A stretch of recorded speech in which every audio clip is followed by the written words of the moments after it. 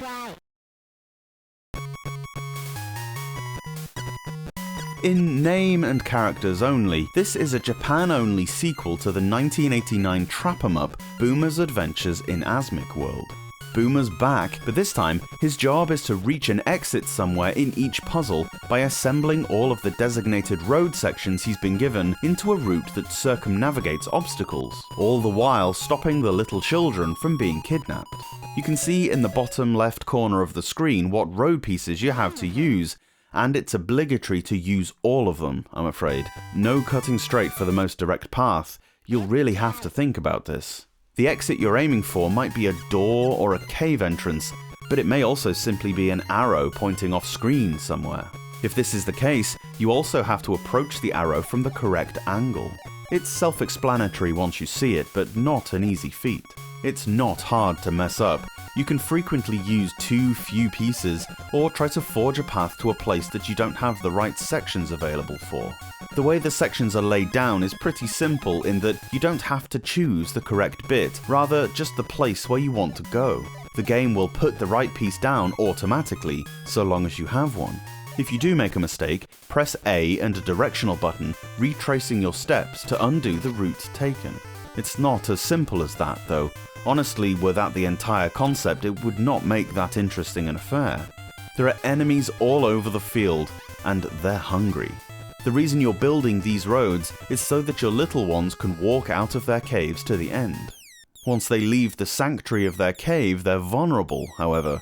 If an enemy grabs your child, it'll eventually drag it off. If this happens, you lose a life.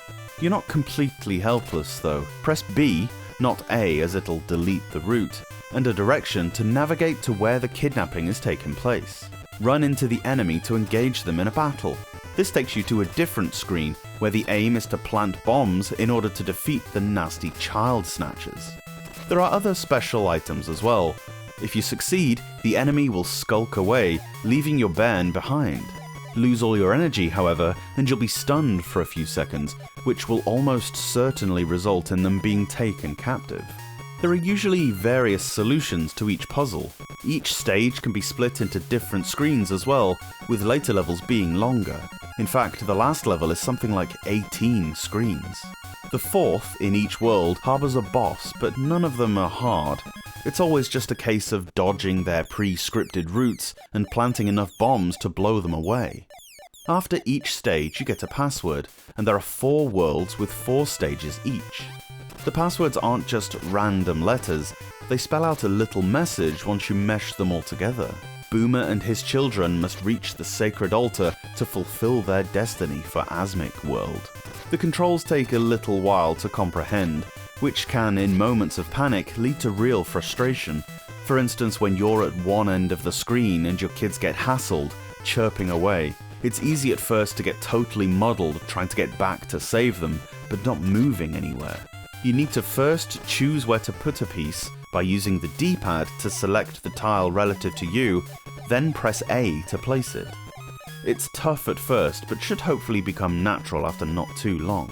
Decent enough graphics and not unpleasant puzzle-gamey music accompanies what is a completely different experience to the first Boomer game on Game Boy, and while this is certainly more interesting than the trap-em-up experience from before, it's let down a little by the initial control confusion hump, and after a while the gameplay does start to feel a little stale. Slogging through 10 or more screens in one go can be a pain. Not bad for what it is though.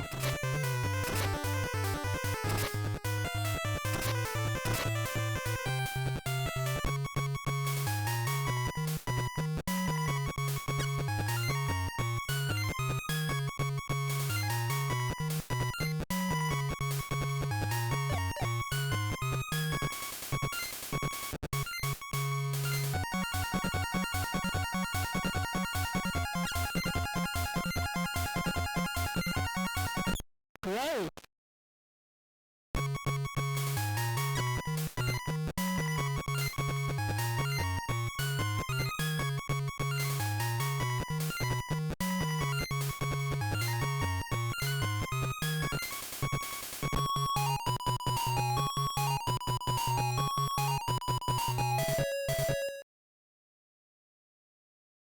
careful.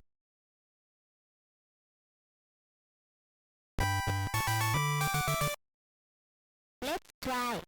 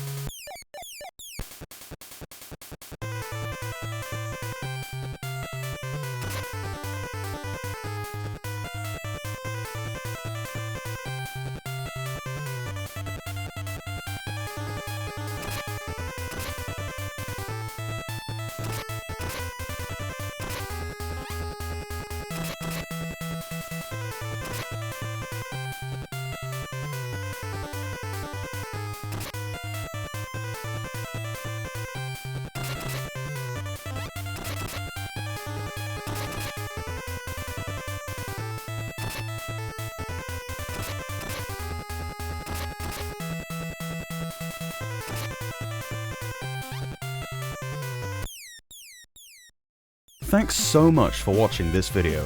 Let me know your thoughts on the game down below, and if you can spare a second, give the review a quick thumbs up, it really helps out.